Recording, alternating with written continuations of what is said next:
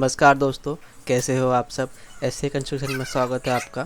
और आज इस वीडियो में मैं आपको बताऊंगा कि इटालियन मार्बल कैसे लगाते हैं और उसका क्या कॉस्ट पड़ता है, उसका पॉलिशिंग का क्या कॉस्ट पड़ता है, उसे ज़ीरो जॉइंट में कैसे लगाएं जो हमें शानदार जो है दिखना नहीं चाहिए, प्रॉपर फिनिशिंग के साथ। सारा प्रोसेस मैं आपको इस वीडियो में बताऊंगा। और अगर आप मेरे चैनल पर नए हो तो मेरे चैनल को सब्सक्राइब कर लीजिए, क्योंकि मैं कंस्ट्रक्शन से रिलेटेड इसी इंपॉर्टेंट चीज़ों पर वीडियो बनाता रहता हूँ। तो चलिए शुरू करते हैं। मैं आपको सारा प्रोसेस बताऊँगा कैसे हम इसको लगाएंगे। इटालियन मार्बल जो होता है वो बाकी मार्बल के हिसाब से बहुत नाजुक होता है, इसके लिए हमें उसको बहुत संभाल के लगाना पड़ता है, बहुत केयर करनी पड़ती है उसकी। और अगर ज़रा भी हम उसमें ऊपर नीचे आगे पीछे करते हैं, गलती होती है बैलेंसिंग में, तो हमारा मार्बल जो है टूटने का चांस हो सकता है। इसलिए हमें इसको बहुत ध्यान से लगाना पड़ता है। सबसे पहले आपको इटालियन मार्बल जो है इसको राइट एंगल में कटिंग करना पड़ेगा। और अगर आपके इटालियन मार्बल में फिगर्स है तो उसको आपको फिगर्स को जो है मैच करना पड़ेगा। जैसे हमारे इटालियन मार्बल में कोई फिगर्स नहीं है, इसके लिए हम उसको रैंडम लगा सकते हैं। और ऐसे बहुत से इटालियन मार्बल है जिसमें फिगर्स आते हैं, रेशे आते हैं, सतवारू हो गया, वो सबके जो है रेशे जो है हमें मिलाने पड़ते हैं। तो उसी हिसाब से आप कटिंग करके कटिंग साइज़ देख के आपको वह मार्बल लगाना पड़ेगा रेशे मिला के।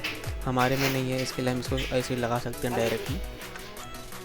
तो सबसे पहला प्रोसेस आपने देखा कि हमने नीचे रेती बिछा लिया था और उसके बाद हमने सीमेंट डाला है। सीमेंट को अच्छे से मिक्स करने के बाद उसके ऊपर से हमने पानी डाला ताकि जो है मिक्सिंग प्रॉपर हो जाए और हमारा सीमेंट जो है सेट हो जाए। उसके लिए हमारा नीचे का बेस जो है रेडी हो गया है, हमने अच्छे तरीके से रेडी कर लिया उसको, लेवल निकाल के सब।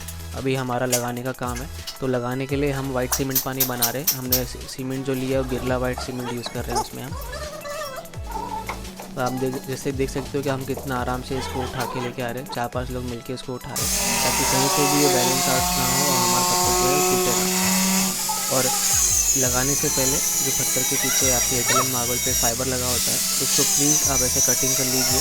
अगर उसको आप बिना कटिंग के लगाओगे तो आपको आगे जाके जो है पत्थर सीमेंट जो है छोड़ देगा। इसके लिए आपको जो फाइबर है वो कटिंग करना पड़ेगा। पूरा फाइबर आपको काटना नहीं, जैसे हम आप काट के दिखा रहे हैं आपको उसी तरीके से आपको काटना है, क्योंकि फाइबर जो है आपके मार्बल को सपोर्ट देता है। इसके लिए आप पूरा फाइबर नहीं काट सकते, कहीं ना कहीं से उसको सपोर्ट लगता है। जहाँ जहाँ पे हमारा फाइबर दिखेगा वहाँ पे हमारे पत्थर को सपोर्ट मिल रहा है। और जो हमने विंडो बना रहे देख रहे हो आप, जिसमें हम खाचा निकाल रहे हैं, वो जगह से हमारा पत्थर जो है नीचे पकड़ लेगा। तो इससे दोनों काम हो जाता है, आपका पत्थर भी लग जाता है और टूटने का चांस भी नहीं आता है। जैसे आप देख रहे हो कि हम फाइबर निकाल रहे हैं, तो ये जगह पे जो है हमारा पत्थर सीमेंट को अच्छे से पकड़ लेगा और सीमेंट छोड़ने का चांस बिल्कुल भी नहीं है। और जहाँ जहाँ पे आपको फाइबर दिख रहा है वहाँ पे हमारे पत्थर को जो है सपोर्ट मिल रहा है। ये हम सीमेंट पानी लगाएंगे।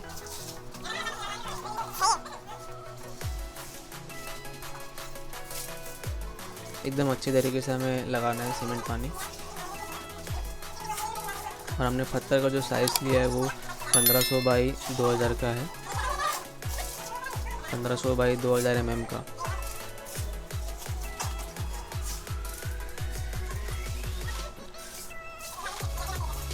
बड़ा है टैलेंट है इसके लिए, क्योंकि हम 4-5 आदमी लग रहे हैं।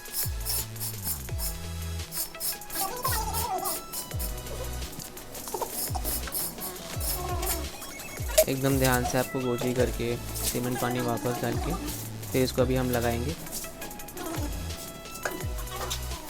देखिए अभी कितने आदमी इस पर लगते हैं संभालने के लिए।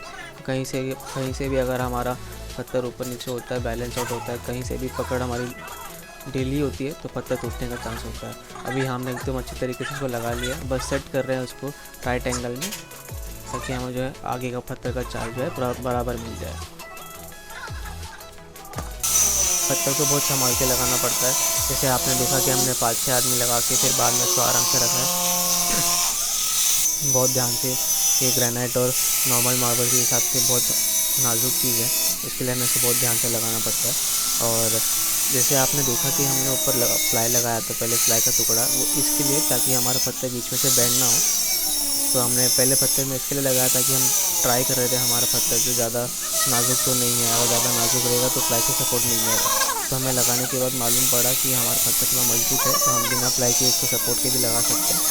तो अभी हम डायरेक्ट इस पर हमारा फाइबर काट के इसको हम डायरेक्टली लगा देंगे। इस तरह आपको काट लेना है अच्छे से, साइड के बॉर्डर्स आपको छोड़ देने हैं फाइबर के, और बीच बीच में से आपको कांचा जो है काट के इसको लगा देना है सीधा सीधा। और अगर आपको मेरी वीडियो अच्छी लग रही हो, समझ में आया, आपको लग रहा है कि कुछ वीडियो में देख के समझ में आ रहा है, तो आप मेरे चैनल को सब्सक्राइब कर सकते हो। मैं कंस्ट्रक्शन रिलेटेड इंपॉर्टेंट चीज़ों पर वीडियो बनाता रहता हूँ। तो चलिए आपको दिखाता हूँ दूसरा पत्थर कैसे लगाते हैं।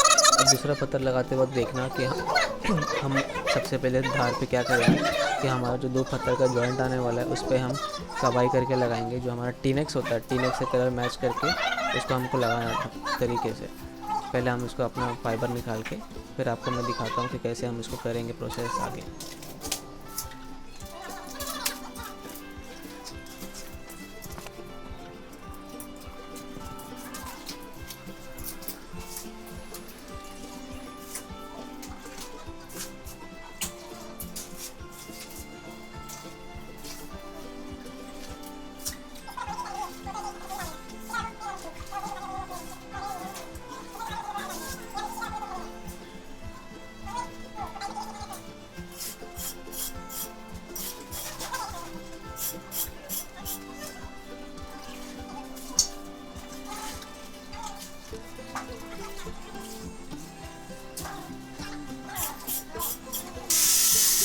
अच्छे से सीमेंट पानी डालना है। हमारा सीमेंट पानी जो नीचे तक बराबर पहुंचना चाहिए, ज़्यादा पतला ना ज़्यादा गाढ़ा। जैसे हम देख रहे हो कि हमने प्लाई का सपोर्ट लगाया था टीनेक्स से चिपका के, लेकिन अभी हमको लगा कि हमको प्लाई की ज़रूरत नहीं है, सपोर्ट की ज़रूरत नहीं है, इसके लिए हमने उसको लगाया नहीं। जो पत्थर नाजुक होता है उसमें आपको प्लाई की सपोर्ट लगती है। अभी देखो, अभी हम जॉइंट पे इसको लगाएंगे। जो हमने टीनेक्स लिया है कलर मैच करके जॉइंट पे लगाएंगे। हमें इसे ऊपरी धार पे लगाना है, ताकि जब आपका पत्थर नीचे जाएगा तो उसका जॉइंट जो है ऑटोमेटिक फिलिंग हो जाएगी। इसे आपको दिखाता हूँ, देखिए कितना आराम से हमें उसको रखना पड़ रहा है। पत्थर भी लग चुका है, तो आपको चलिए मैं बताता हूँ क्या इस पर हमको रेट्स लगती हैं। इटालियन मार्बल लगाने के लिए क्या रेट हमें लगता है, और पॉलिशिंग का क्या इसमें रेट हमको देना चाहिए। तो अगर आप इटालियन मार्बल लगाते हो तो एटलीस्ट आप 150 से 200 रुपये स्क्वायर फीट के हिसाब से आपको रेट देना है। और अगर आप पॉलिशिंग का भी रेट दे रहे हो, पॉलिशिंग भी करवा रहे हो उस पर, तो आपको कम से कम 40 से लेके 60 रुपये के बीच तक आपको इसमें रेट देना है पॉलिशिंग का। लेकिन पत्थर के ऊपर जो रेक्सिन लगा है वो आपको नहीं निकालना, वो पॉलिश वाला ही निकालेगा। आपकी जब उसकी घिसाई होगी तो पॉलिश वाला ही उसको जो है निकालेगा। तब तक आपका जो रेक्सिन पत्थर के ऊपर लगा है उसको ऐसे का ऐसे ही रहने दीजिए, वो पॉलिश वाला ऑटोमेटिक निकालेगा जब वो घिसाई करेगा। नहीं तो आपके पत्थर पे स्क्रैचेस आएंगे, बहुत कुछ दाग जो होता है गिरेगा तो वो दाग पी लेता है। तो इसके लिए आपको वो रेक्सिन नहीं निकालना। अभी हमारा तीसरा पत्थर चालू हो गया है। एक बार चाल रेडी होने के बाद आपका पत्थर जो है जल्दी से जल्दी लगना चालू हो जाता है, तो हमें टाइम नहीं लगता है। हमें सबसे पहले पत्थर में ही टाइमिंग ज़्यादा लगती है।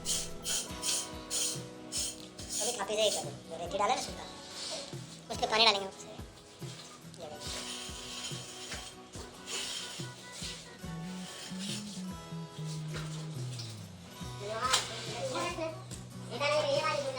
अगर वीडियो में अभी तक बने हो तो मेरे चैनल को सब्सक्राइब कर लीजिए, ताकि जब मेरी नेक्स्ट वीडियो आएगी आपको उसका नोटिफिकेशन आ जाएगा और आप मेरी वीडियो देख सकते हो। मैंने बहुत से टॉपिक पे वीडियोस बनाए हैं। कोटा को आप कैसे लगाते हो, कोटा फ्लोरिंग कैसे लगाना चाहिए, kitchen modular kitchen, modern kitchen सब कैसे बनाते हैं, सारी वीडियो मेरे चैनल पे आपको अवेलेबल मिल जाएगी। आप मेरी सारी वीडियो देख सकते हो। देखिए अभी हम तीसरा पत्थर लगा रहे हैं। टीनेक्स भी हमने लगा दिया धार पे, और ध्यान रखिए कि धार के बीच में कोई भी रेती का दाना ना आए, ताकि अगर दाना आ गया तो आपका पत्थर जो है बीच में से बराबर जॉइंट उसका जो है बराबर नहीं आएगा। तो जब आप टीनेक्स लगाते हो तो आपका धार एकदम साफ़ होना चाहिए, ताकि बीच में कोई भी खराबी ना दिखे और आपका जॉइंट एकदम फिनिशिंग में आए।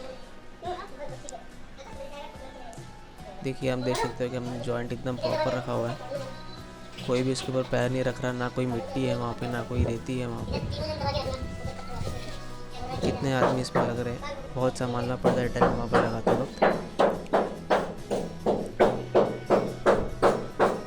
तो आप कमेंट करके ज़रूर बताएं कि आपको मेरी वीडियो कैसे लगी और आप कौन से टॉपिक पे वीडियो देखना चाहते हो। मैं वो टॉपिक पे आपको वीडियो बना के बताऊँगा। आज के लिए इतना ही, मिलता हूँ मैं आपको मेरी अगली वीडियो पे। चैनल को सब्सक्राइब कर लीजिए अगर आपको मेरी वीडियो अच्छी लगी हो तो। वीडियो में बने रहने के लिए बहुत बहुत धन्यवाद।